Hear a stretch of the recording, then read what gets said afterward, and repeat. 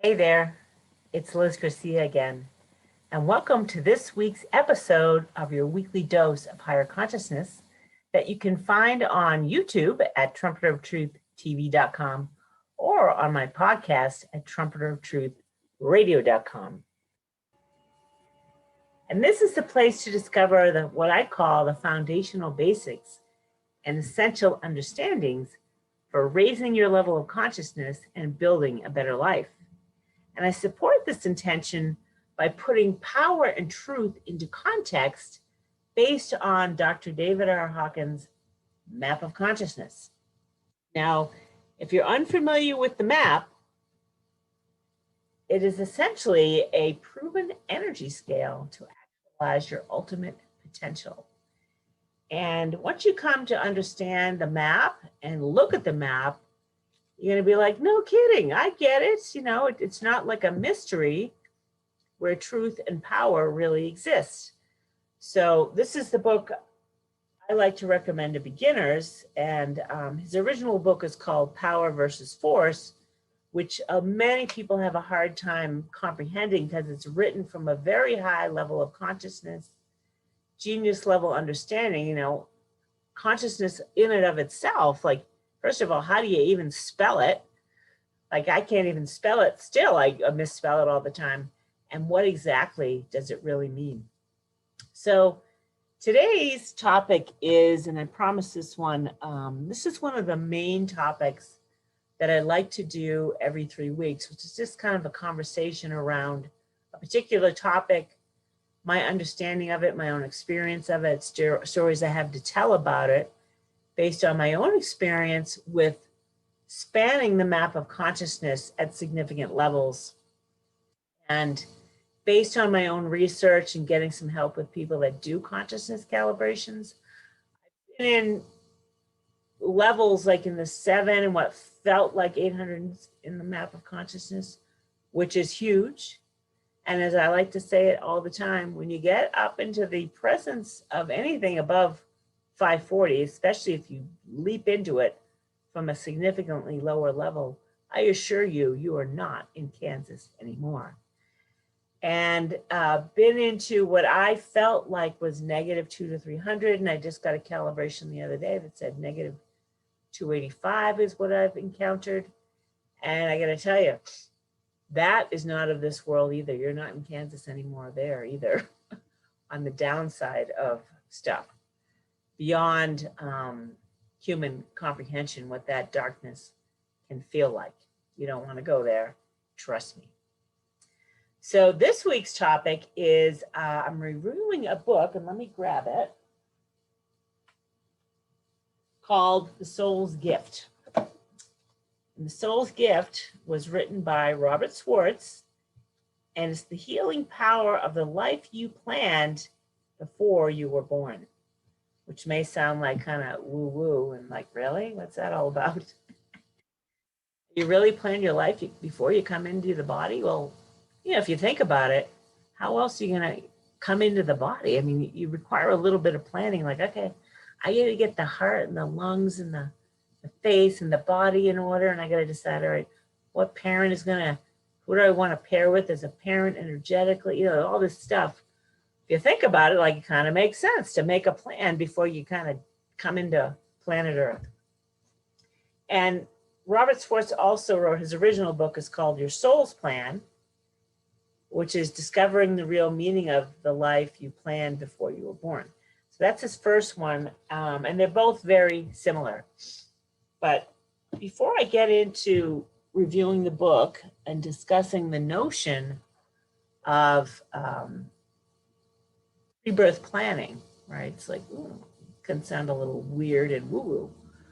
The reason the book came across my awareness was I belonged to a website called consciousnesscalibrations.com. That website will calibrate all different topics like movies, songs, books, authors, speakers, events, things that are going on in the world. Everything you could ever consider, it's available on consciousnesscalibrations.com. And it's taking what Dr. Hawkins has done in all of his books, like Force, Truth versus Falsehood, and going a step beyond, because Dr. Hawkins passed in 2012. So there's really no current calibrations going on that I'm sure there are other groups that are, I know other groups are doing this, but this one feels like a really solid group that is of higher consciousness, cares about the truth. It's clinically removed from stuff that goes on in this world, doesn't need to be corrupted by stuff that isn't true. And the book, The Soul's Gift, calibrated at a high level of consciousness. And if you go to consciousnesscalibrations.com, you can search for it to get the exact calibration. As I recall, it was in the high 300s. And what was interesting to me about that is that it was similar in calibration to the book Conversations with God, and which both are very high consciousness, and they both hold significant truths at that level of awareness. So understand that it's a high level of awareness for humans to kind of read that and accept it and understand it in the high 300s, never mind Dr. Hawkins' level of books in the 6, 7, 8, 900s. That's a totally different realm for advanced spiritual students that care about aligning with truth and power, the truth of God, the truth of divinity and all of that. That's a totally different ball game. Dr. Hawkins would attest, and I would attest, to pursue enlightenment, and the consciousness of enlightenment starts at 600, goes up to 1,000, is radical in nature. And I can assure you, I didn't know I was pursuing enlightenment, but I got it. I came into the awareness of significant enlightened states on at least 24 occasions at last count over extended periods of time. So anyway, I like to turn to that website for books, because I don't want to read books that hold no truth, that are trying to, teach you, self-help books that hold no truth don't help you. They corrupt you and they lead you down a path that isn't true. So you don't want to go there. And you also don't want to blame the author for creating it, because they don't know any better either, because they haven't come into the awareness. The ego thinks they know things and they want to prove themselves right and teach others. And that's kind of the energy of anything below 200. You don't necessarily, unless it's just for entertainment, you can read a book about murder mystery or, stuff that's negatively oriented, and that's just for entertainment purposes. That's something different. This book is for spiritual growth and development, personal growth and development. And I'm kind of interested in non-physical reality and consciousness. So your soul's gift kind of addresses that. Now, before I get into the core content of the book, I got to tell you, when I read this book, I came into a whole level of acceptance kind of just came into me. And acceptance on the map of consciousness is 350. And that's the level of consciousness where you're willing to accept you're the creator of your own experience. And that's a very high level to honestly be able to say, I'm willing to accept that. Many people will not accept that because we're still hanging out in victimhood on many topics. We think we're powerless victims on a wide variety of topics, which holds no truth. You are not. You are super powerful. Within all of us is the superpower to create what we want in the life that we want. So when I heard that 350 was the level of truth, that it's true that we're the creator of our own experience, I was not willing to accept that when I heard it. And I first heard it when I listened to Law of Attraction when they first came out, and Esther and Jerry Hicks. And Abraham's always trying to get you that, when they're talking, they're like, you've got to be willing to accept you're the creator of your own experience. And when I first heard that, I didn't want to accept it. I'm like, you got to be kidding me. I would not have created that. I created some horrific experiences for myself. And I'm like, there's no way in hell I would have consciously created that. So I was in denial. However, when I came into the map of consciousness and I understood how true that was, I could only accept. I'm like, all right, I'm willing to accept that's the truth. And I understand it makes sense to do so. And I've been through such tremendous experiences on both sides of the eye, of a higher and lower consciousness. And I'm like, all right, if I'm the creator, I got to step it up and step into courage and take responsibility for my life and stop giving my power away and thinking I'm a victim, which I did for many years. You know, those horrific things that traumatize you, you are in the energy field of despair and victimhood. So it took a while to work my way out of that.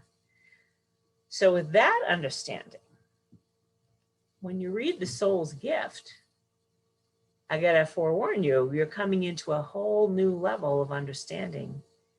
And that understanding is that there's something going on in consciousness at a spirit level where you consciously plan your birth and your life to an extent. And according to the book, I'm not sure what the calibration of the truth of this is, but the book itself calibrates it true at a high level. So it's likely holds some truth to it. 70% of your life is pre-planned in the pre-birth planning stage. And this is where like soul contracts come into play, which I've always questioned soul contracts. I'm like, what's the point of having a contract? What's the point of free will if you have a contract? And having read the book, I now understand what that means. So I want to tell you a story. Before this book came into my awareness, I always had, you know, I'm fairly highly intuitive, which I never would call myself that, but other healers and kind of spiritual healers that I've worked with said, like, Liz, you know, you're really intuitive, highly intuitive and powerful. I'm like, okay, whatever. I like kind of dismiss it. And I think I dismiss it because I've always just been who I've been, not understanding that, oh, that's intuition. Oh, okay. I've always had it and kind of just went with it, unknowing. I just thought that's just what it is. It's just life. You get it or you don't get it. So people pointed out to me that, you know, they're kind of making a point like, you're like more intuitive and powerful than you realize. I'm like, I always had a sense I was powerful, but not like in an ego way. I had a sense like, I'm powerful, but I just don't, you know, what am I going to, I don't know what to do with it, but you know, I just got a sense, I had a sense of self that was powerful. I'm like, okay. So point being, what was my point? I wanted to talk about intuition. Oh, yes, I know what it is now. Sorry, I had a brain fart there. So I had this understanding that, and accepting that I'm intuitive, and I understand that we are all lava lamps of consciousness, and we have access to everything we could want.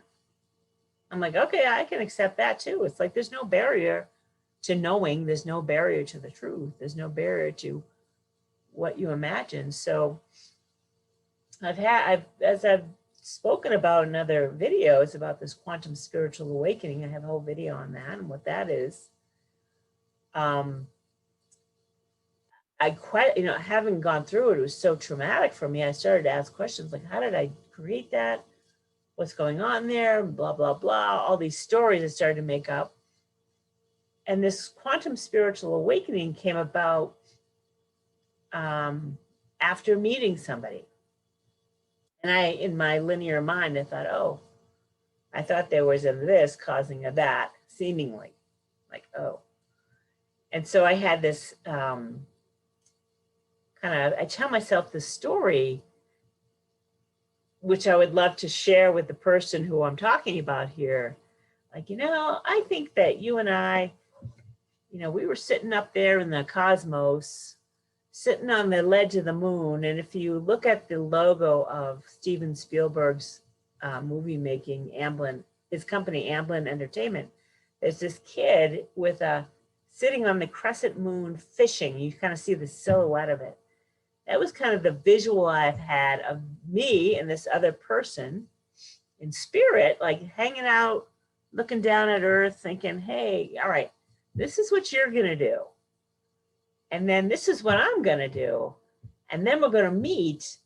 And I think the soul's gift mentions that you're going to come into contact with someone that's going to be like a cosmic bumper car. And this is pretty apt for this particular relationship, where you're going to bump into this person and then something's going to change within you. And I had this kind of imagining about having planned that. And this would kind of address soul contract type of stuff. Like, I promise to be this for you. I have to say, within the year after my quantum spiritual awakening and all the havoc it wreaked on my nervous system, my psyche, all of me, I was completely annihilated by the experience. And grief-stricken. I was in despair for quite a while.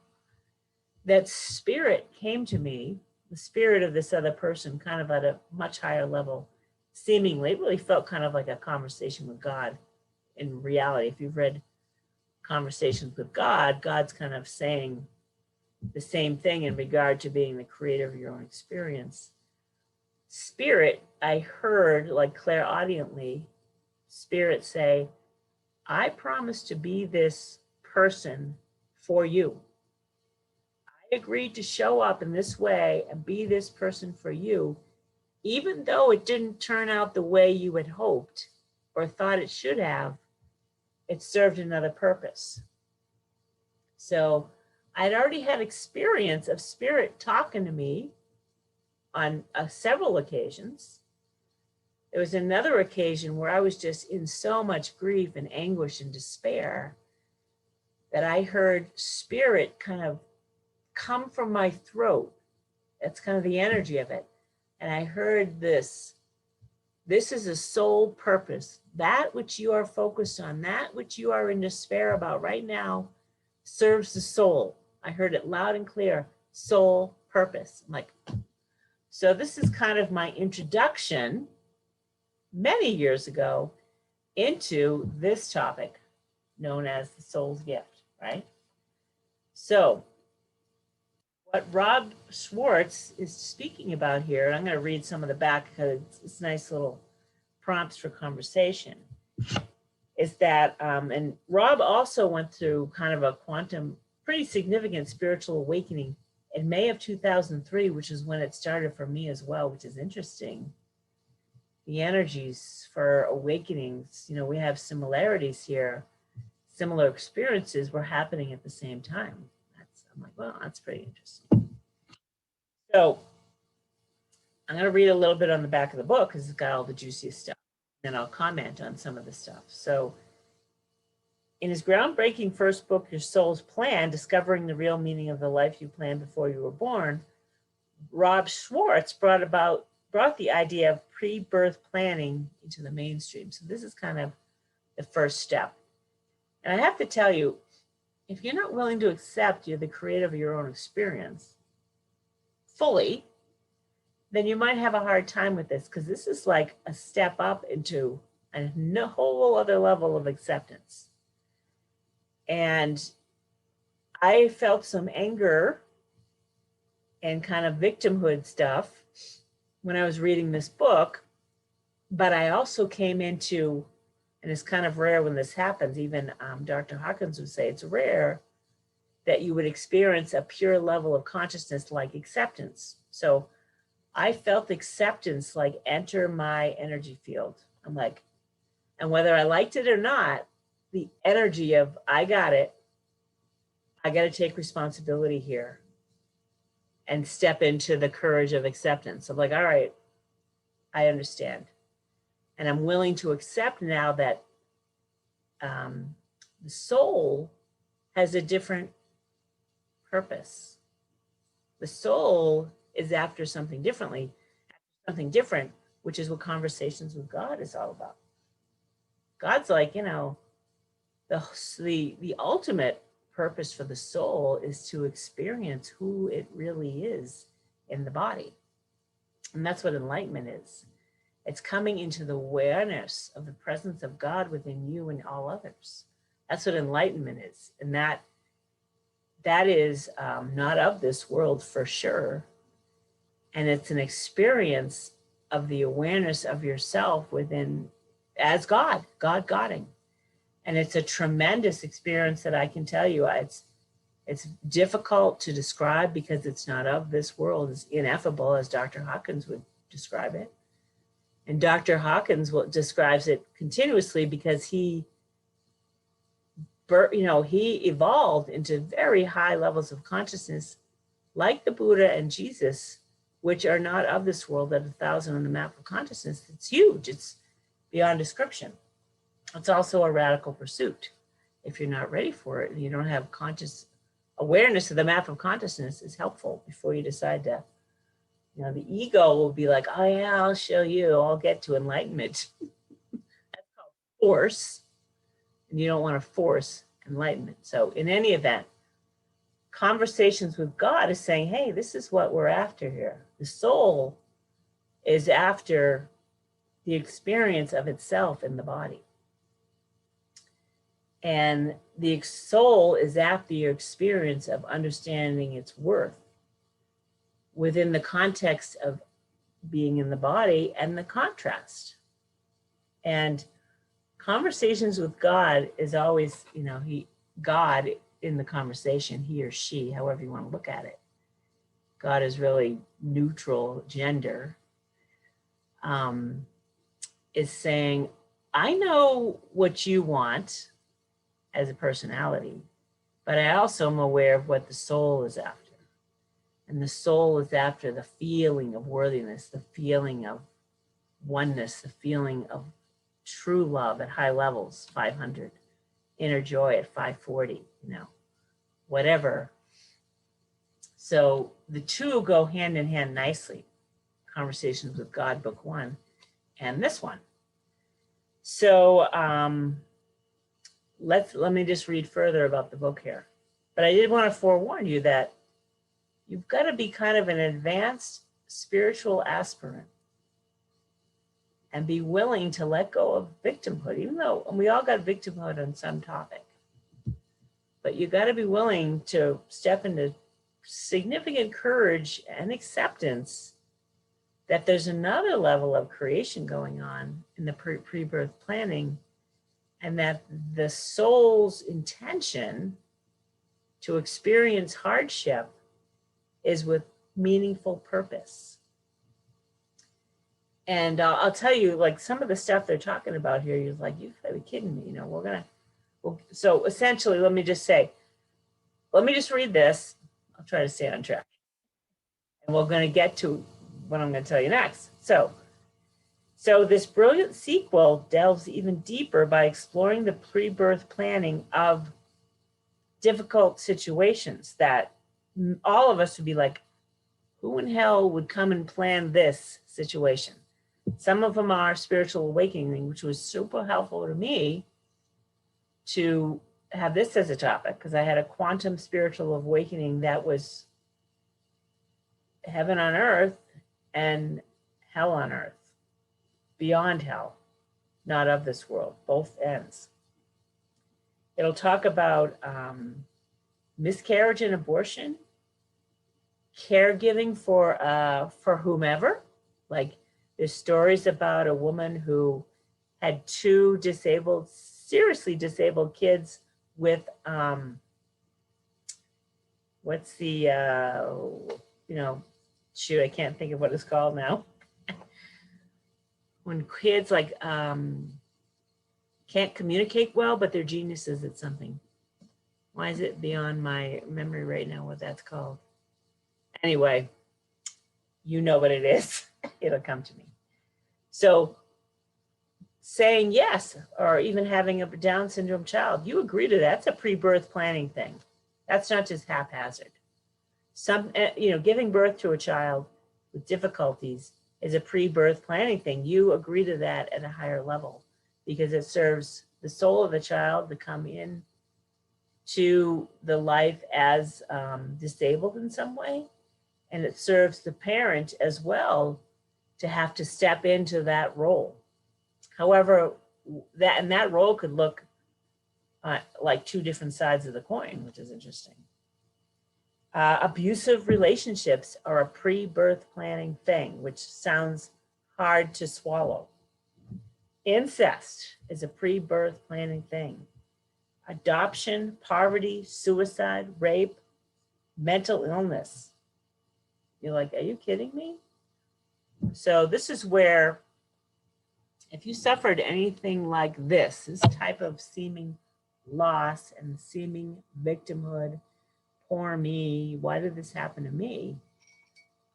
Excuse me while I take a sip. It's highly likely it was part of a pre-birth plan. And my understanding is you've got to bring in other souls that are agreeable to this. And it's super interesting. We'll get deeper into about the book, but I encourage you to read the book too. So it's talking about how we as spirits pre-plan things based on our own energy as a spirit, essentially. And this is kind of like, we would call it karma.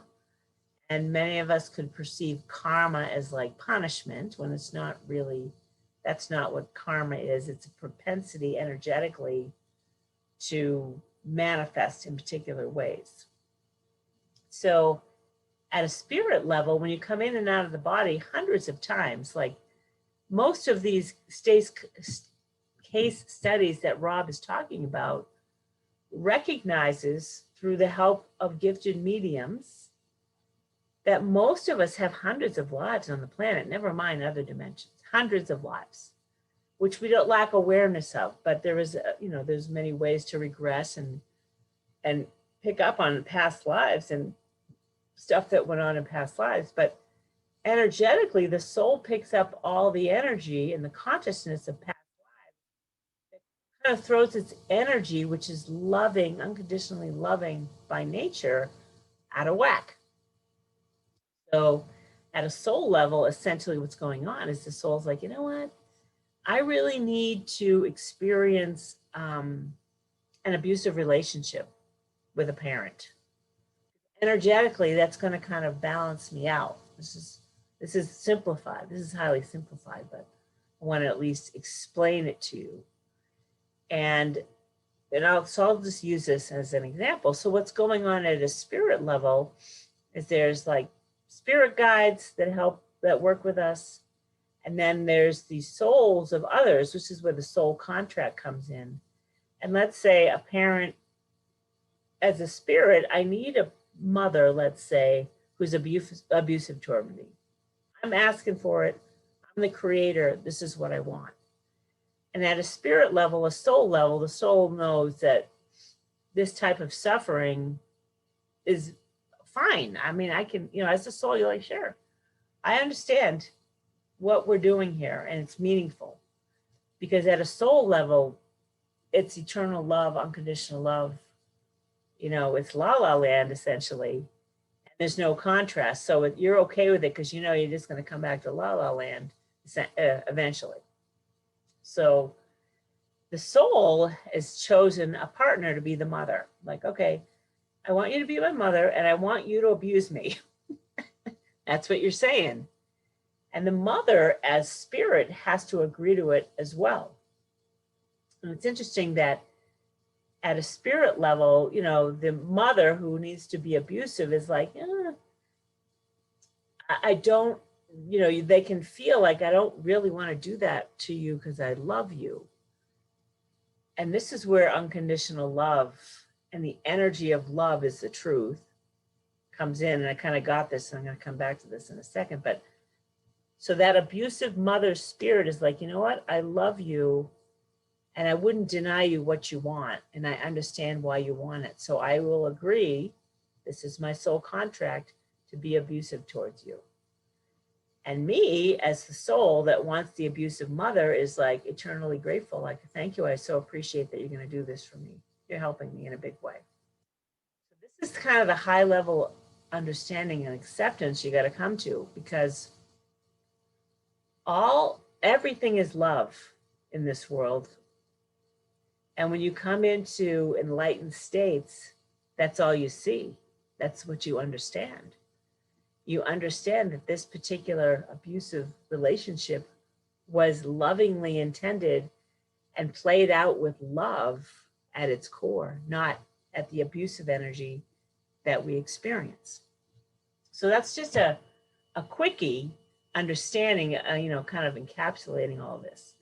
So this book has case studies of all of these different scenarios.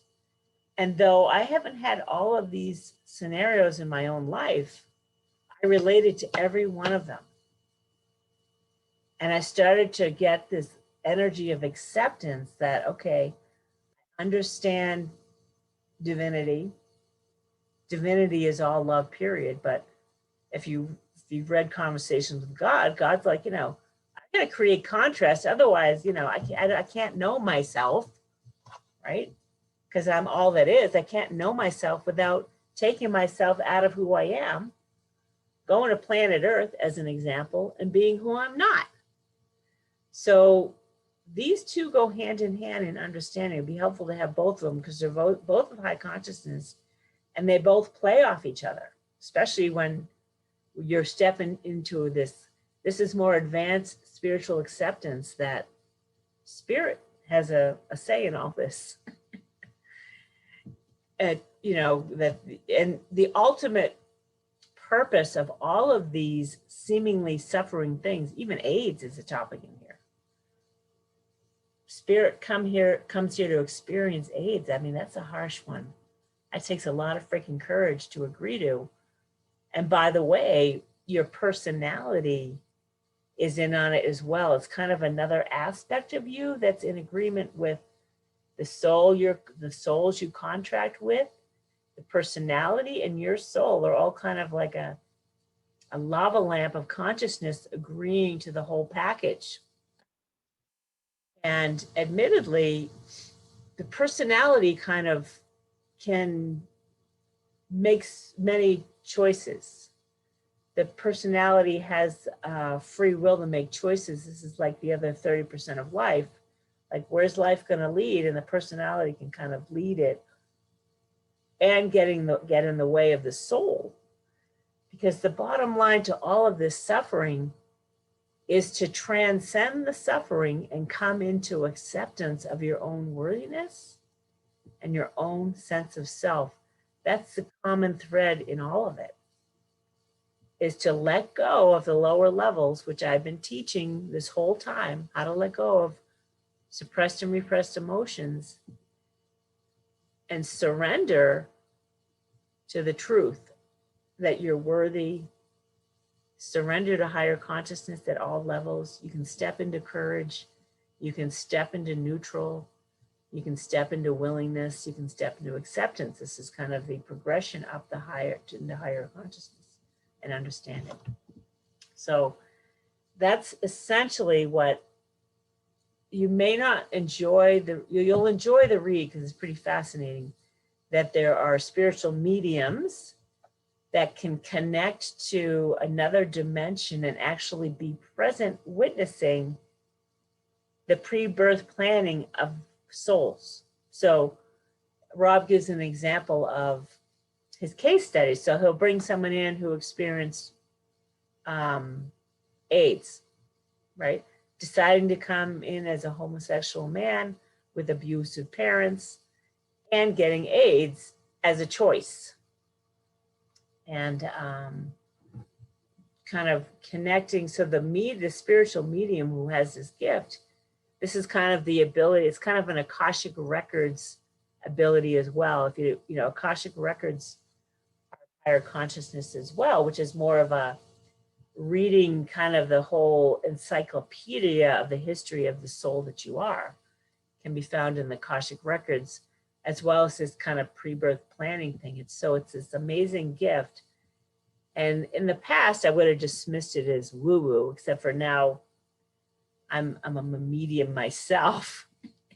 And I have so many mediums say to me, Liz, you're a medium, I'm like, apparently.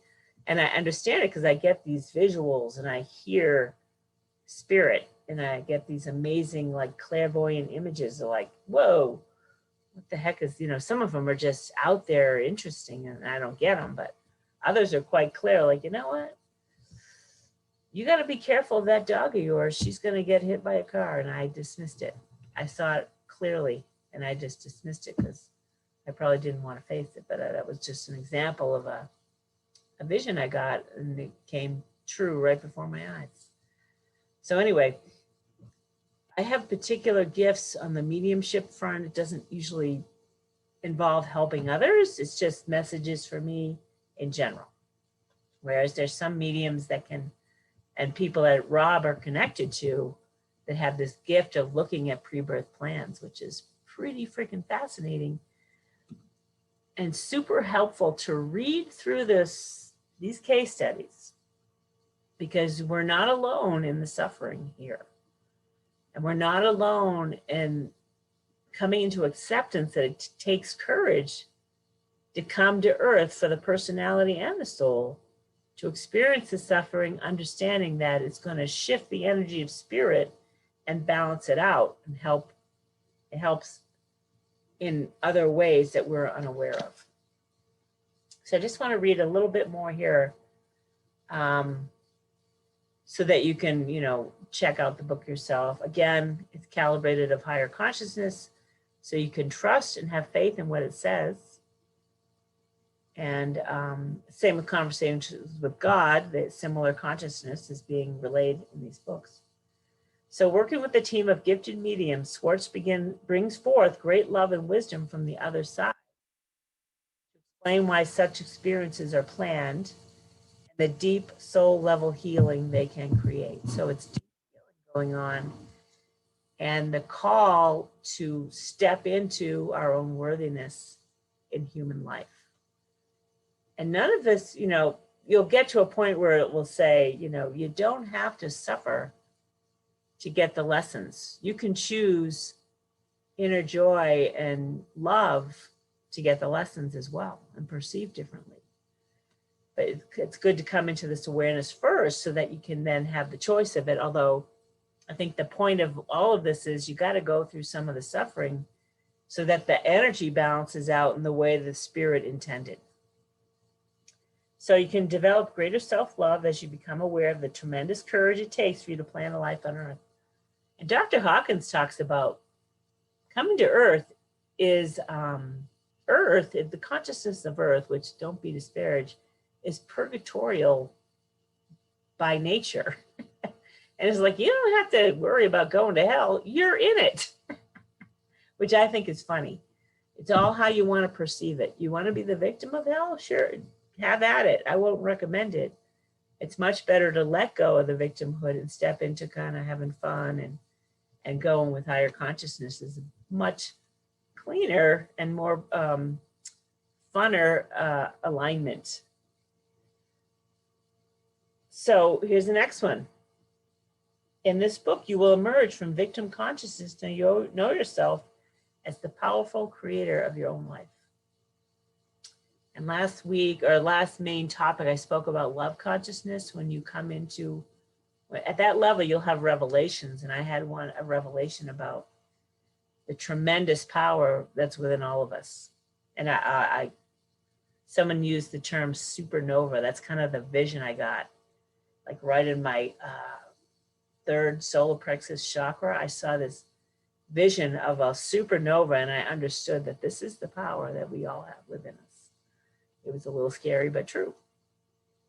So that came as a revelation when I was, up in the 500 area of, or above of consciousness. I was in that awareness. You can learn to forgive those who have hurt you and create a lasting inner peace. So forgiveness is pretty huge on the map of consciousness. That's 350. That's the land of acceptance. So you're willing to forgive yourself. You're willing to forgive others because they're there to provide the contrast for you. It was a plan, right? Your mother with great love, or the parent that was abusive toward you, came with great love to be that for you so that you could discover who you really are in contrast to that. So you come into forgiveness of the soul for creating it in the first place, forgiveness of you and your humanness for not knowing any better, and forgiveness of others. So that's a powerful place to step and align with, because that on the map of consciousness is quantum leap above victimhood. And that alone is going to give you the power to let go of the victimhood, because they're a totally different frequency, very different, way more powerful to accept and forgive than not. And you'll have a better understanding of the qualities you came into this lifetime to cultivate and express, which I certainly, you'll start to appreciate this when you kind of reflect on your life. It's like, all right, I do accept that the most horrendous things I've been through had a silver lining, big time, really meaningful silver linings to me. Once you move through the energy of it all, the trauma of it all, and the despair, as you move through it, you can start feeling like, okay, I understand why that was meaningful. And now you can kind of accept it at a higher level. And this accepting it at a higher level ripples out into consciousness for all of us. It shifts all of us to come into acceptance and forgiveness. It helps, it creates this trailblazer of a light, which is used in this book. We're blazing a light trail for others to follow when you come into this type of acceptance. And you'll see profound purpose in experiences that once appeared to be meaningless suffering. And Rob has felt he had meaningless suffering. I too had tremendous, seemingly meaningless suffering. And I'm sure that when I pass, I leave this body into, in transition back into spirit, I have to share this experience with you because it's pretty awesome what you can likely expect or hope to experience when you transition. I had the gift of having it in the body, but I've had these experiences of situations in my life that flash before me, like they come into my heart, like I see this, something from my past shows up, and then the beauty and love of it kind of explodes like a supernova. That's the best way I can describe it, of how meaningful and how much unconditional love and like divinity is present in that freaking moment is huge. And I've had quite a few of these experiences that are just profound, like, oh my God. So when you pass, you're going to have this kind of like life review, likely some sort of life review where this moment will come into your awareness and this explosion of ecstasy and love and profound understanding of that moment, how significant it is. You'll experience it like, oh my God. Like it's God intoxicated ecstasy, each one of those moments, like holy crow. And I had the gift of experiencing it in the body on numerous occasions. So it's not beyond the possibility, now that I blaze the trail of light for you, to have this experience as well. But it's helpful to be a little more grounded than I was in all of it. And you can develop a heartfelt knowing of your infinite worth, beauty, magnificence, and sacredness as an eternal soul. So I'm just going to read one testimonial here from James Van Praagh, who's the author of Growing Up in Heaven. He's also a well-known medium. He's a nationally world-known medium. And mediums are different than psychics. Mediums are connected with spirit, can get wisdom and guidance kind of coming through them. And this is kind of really what I accept, that I have the ability for consciousness to align with higher consciousness, so it comes out of me. I don't necessarily have to think there's another individual, although there are spirit guides and stuff. I'm willing to accept that I'm one with the spirit guide, and that this wisdom and grace and understanding and higher consciousness and what needs to be heard and spoken can come through me. So that's always my intention when I'm doing these podcasts and video casts, is to speak the truth at the level that they can be heard and understood, and that I can convey. So James Von Prague says this as an, pretty well-established medium. This book is an incredible guide map to your soul and the various jewels stored inside of it. Read this to reconnect with your true self, your true powerful self, being the spirit that you are. So that's this week's episode of your weekly dose of higher consciousness. And this is, if you're starting to feel like, victimhoody about it, that's okay. Let it pass through you and intend to allow understanding and acceptance to kind of fill that gap. So as the victimhood and the anger and the disappointment or the fear or whatever it may be comes into your awareness, like, God made me suffer. This is like, God punishing you. No, it is not. It's coming into awareness that you as spirit at another level had a different intention and that it serves God and a higher purpose to have created this particular hardship. And that's where, again, conversations with God, God's like, I know what you're after on a soul level. This, I think, is what God was talking about. So if you like what's going on here, subscribe to the video cast on YouTube at trumpetoftruth.tv.com or the podcast at trumpetoftruthradio.com. Again, my name is Liz Garcia, your happy host and trumpeter of truth. Next week, we're doing 101 Ways to Success, number 4 and 5. And then the week after that, we have our weekly dose of higher consciousness quiz, which I'll tell you what there's 3 topics, and give you something to think about.